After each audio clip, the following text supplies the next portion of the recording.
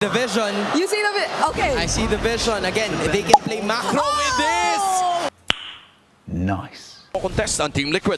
Ngayon ang Onyx Philippines talaga ang aarangkada at makakuha dito ng advantage, and King Kong will secure that.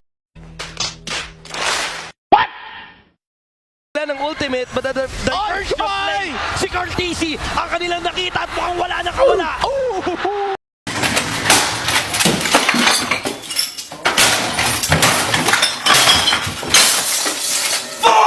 Magandang execution na magmumula sa Onyx Philippines.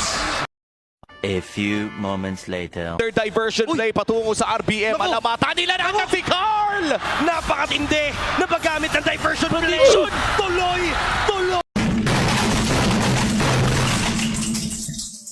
Secure 2 kills bago siya mamaalam.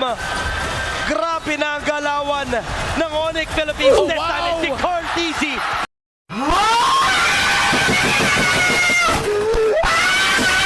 An eternity later. Tangina mo, halimaw ka ito Cartesi. Dalawang mauhuli niya, pero may real-world manipulation naman itong si Sanji. But without that real-world manipulation, maaari silang uminda. Brusco, napiso na lang ang buhay. May sipa onto Super Friends. At pagkakagulo na nga talaga din sa may bandang gitna. JP sobrang low. Siya'y mabibigyan. Sanford as well, may ipit ata. Pero si Kirk ang sumasalo ng damage. That is gonna be a double kill para sa the GOAT. And mukhang Carl! Ang tsansa ni Carl Tesi na patunayan kung bakit ito. Sana all. Position Okay. lang. Reposition. Okay. Basang-basa. Napakaganda. Alam nila na doon magagaling. Pero si Cartesi maaari dito mahuli. Phantom execution palabas. JP ang mabibigyan. Immortality bump. Sino matitira? Sino mabibigyan? Napakaganda ng pagkakahuli ni Sanford. Mapapapakaway ang Onyx Philippines. At maaaring ito nga ang maging disaster para sa kanila. Medyo kalat-kalat na ang mga miyembro. And that is a crucial play na magugula kay Sanford.